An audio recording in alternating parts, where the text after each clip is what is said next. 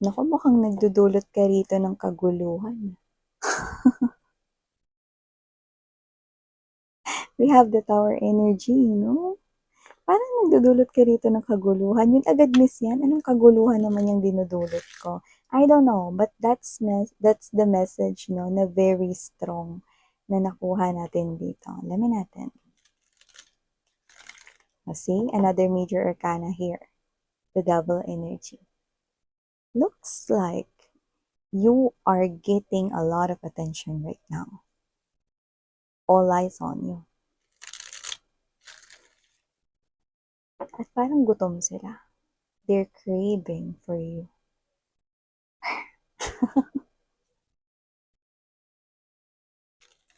Tingnan natin.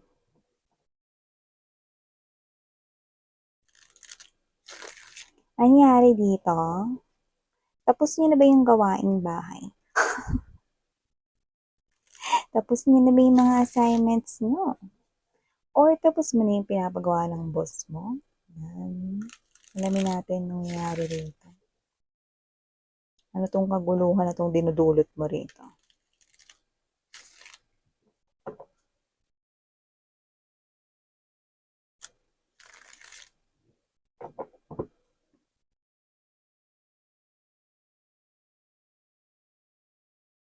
Tsaka maginit, ha?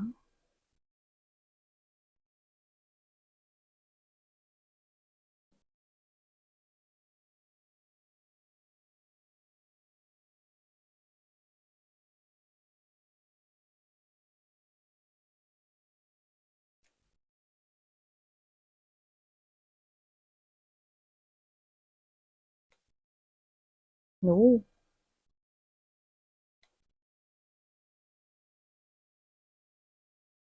Are you even allowed to do this? Yeah, so I do pick up right here that this is something here that might be a personal reading here for someone, but wow, wow, okay. I'm gonna explain it sa inyo, okay, later, but let me just finish first no, ang ating paglinang ng energies dito sa table before we dive deeper, okay? So,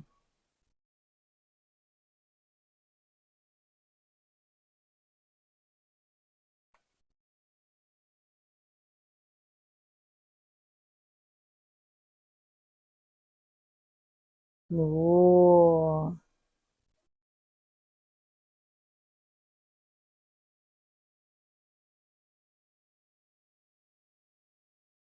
Whew. Okay? Alam mo, sobrang hot dito mga babes, no? Sobrang hot ninyo dito, no? So, yun mga babes, no? Feels like summer heat, no? Yung nararamdaman natin ditong vibe, no? So, before we start, let me just greet everybody. Hi and hello there, everyone. Hi, newbies, new subscribers. Ako po si Yan. Welcome, tuloy. At sa mga returning viewers, thank you so much sa inyong walang sawang support. So yun nga mga babes, wala po tayo ditong gender, babae, lalaki, LGBT, lahat kayo welcome. Pwede nyo rin pong i-flip yung roles if you want, and at the end of the day, you always have your free will with you na free nyo rin pong gamitin anytime, anywhere. So, kung sino man yung mga energies no, na nakuha ko dito, sabi ko nga sa inyo, feels like personal reading here, no? And also, this is timeless as well. So, pwedeng ito ay tapos na, nangyayari ngayon sa kasalukuyan, at pwedeng hindi pa, at isang prediction naman sa future or hinaharap ng iba sa inyo. So, nakita ko dito mga babes, no, that this is you. Gaya na mention ko kanina, no, pwede nyo ba talagang gawin ito? Kasi mukhang kayo to na walang kamalay-malay, no? With this nine of coins energy and there's this moon card energy, no? Alam mo ba? Okay? Nagpa-flash dito, no, sa aking mind, no, is yung how could an angel, okay, break my heart? So, ibig sabihin, you are a total heartbreaker right here, pero hindi mo alam yun, no? Ibig sabihin, mga babes, nakita ko dito, napakarami na humahanga sa iyo rito, no? With this King of Wands energy, no? Ang dami ritong nahihirapan yung loob. Parang bit-bit nila rito, mga babes, no? Ang mabibigat na mga kaban ng mga bigas. Such a burden, 'no, na nakikita ka nila pero hindi ka nila nahahawakan, 'no? Yung nakikita ka nila pero hindi ka naman kanila, 'di ba?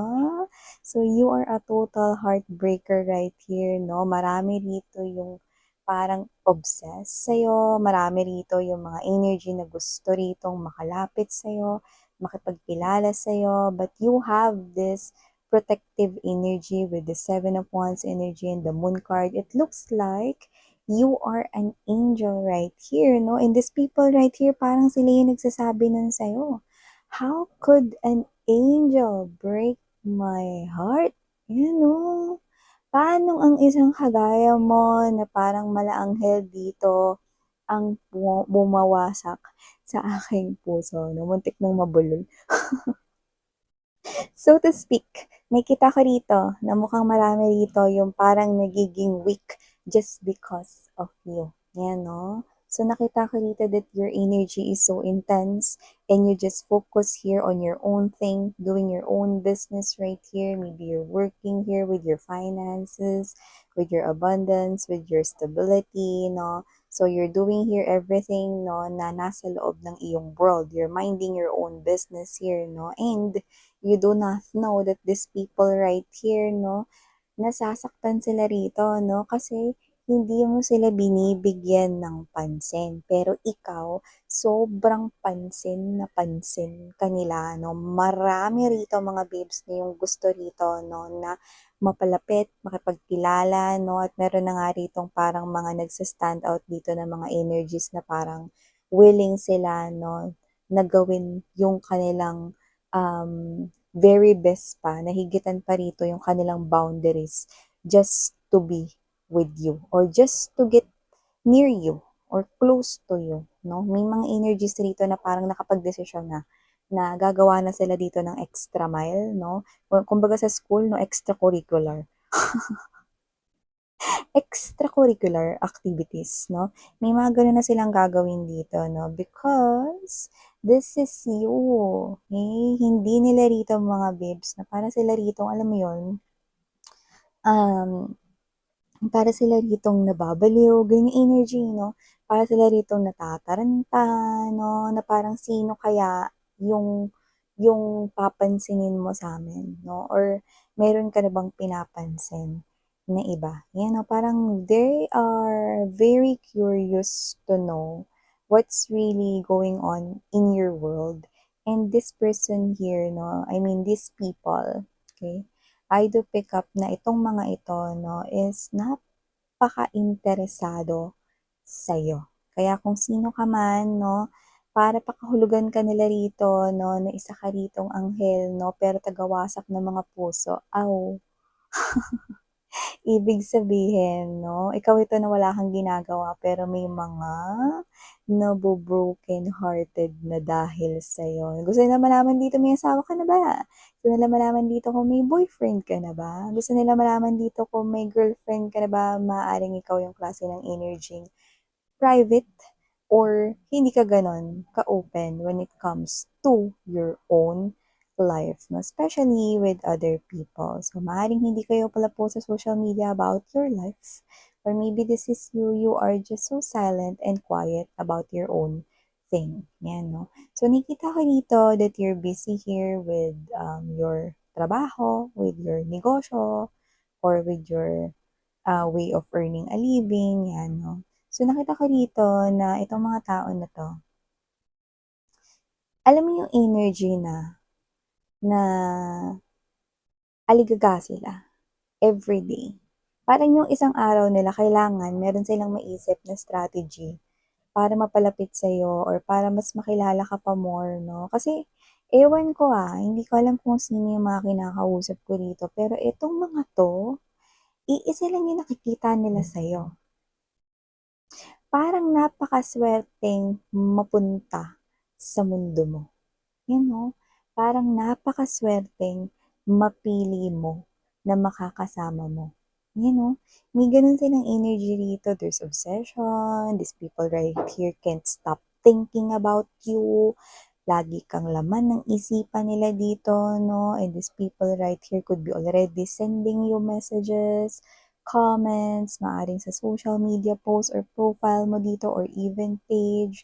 So, I do see that these people right here really wants to stay in your presence. However, this is you're not interested because you're more interested, okay, in making your life even better.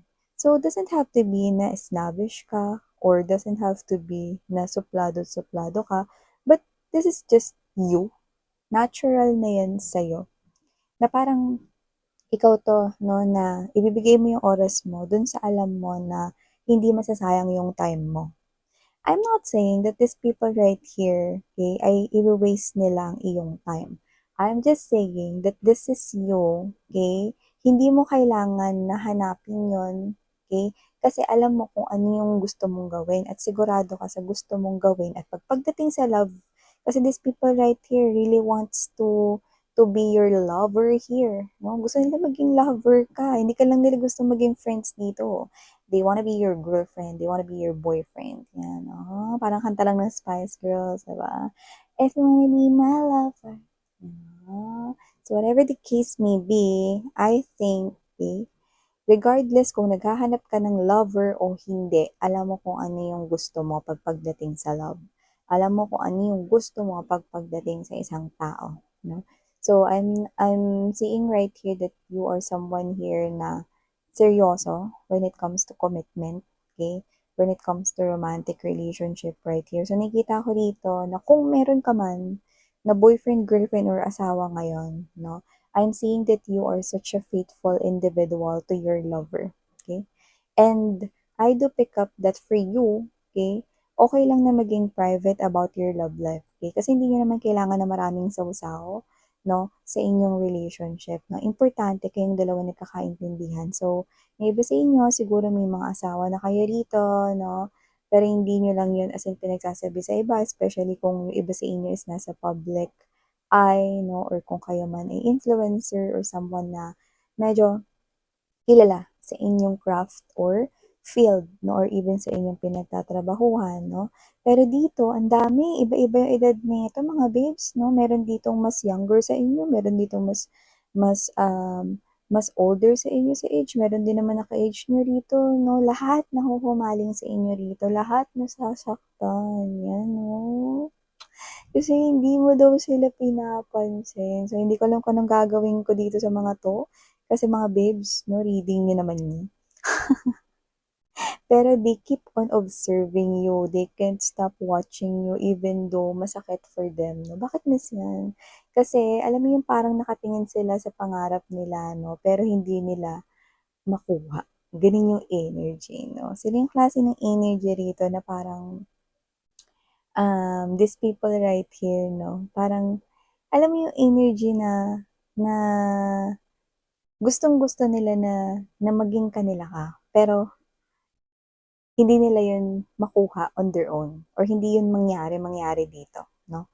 So, ganun yung energy. So, nakita ka dito that with the Four of Pentacles energy, Eight of Swords, and there's this Four of Swords energy, these people right here, 'no, parang mental block na sila dito, 'no, and magpapatuloy pa ito, 'no, na hindi ka nila rito talaga mapakawalan sa isip nila, 'no.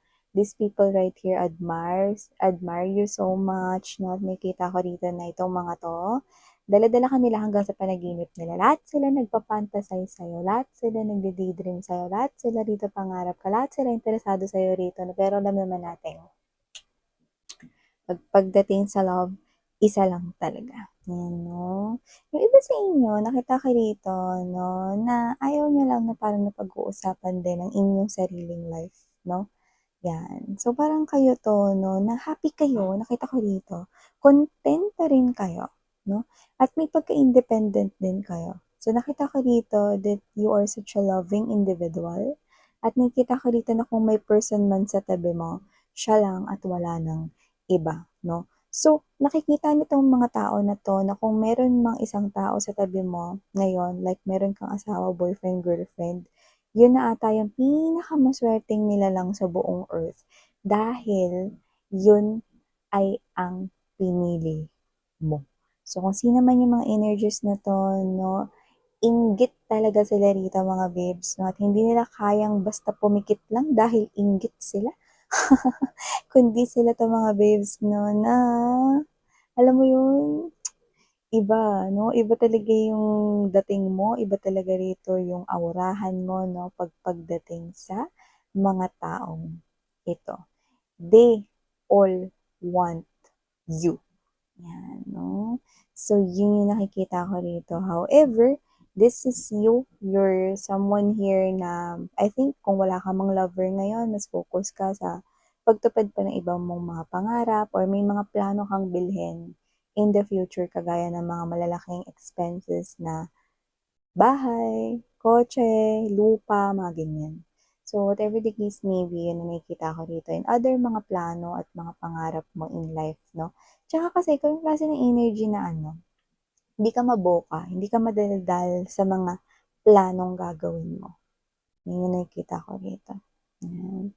And also, nakikita ko rito mga babes, no, na kayo ito, na talagang pinoprotektahan kayo rito ng divine. Kasi it looks like possible na sa inyong past life, no? Possible na you are not a human being. You are someone who is possibly a deity, an angel, a fairy, yan, no? Or a goddess. Yan, no? So, whatever the case may be, we do not have any gender right here, but I do see that you are someone here na possible na you are someone na nabibilang rin sa unseen divine forces, no? At posibleng isa sa mga naging past life experience mo is hindi ka isang tao. Maaring ikaw ay isang nilalang, no, na nabibilang sa pangkat ng mga anghel, ng mga fairies, deities, no, and even gods and goddesses. Wow, because these people right here gives me this type of energy na parang kahit titigan ka nila 24/7, hinding-hindi magsasawa ang mga mata nila at hinding-hindi sila mauumay sa'yo. Wow! Grabe. Wow, but that's the reading, no, na nakita natin dito. So yeah, claim this beautiful message right here na if you want, honey. Thank you so much for your time and sarang heyo, love and light. Annyeong.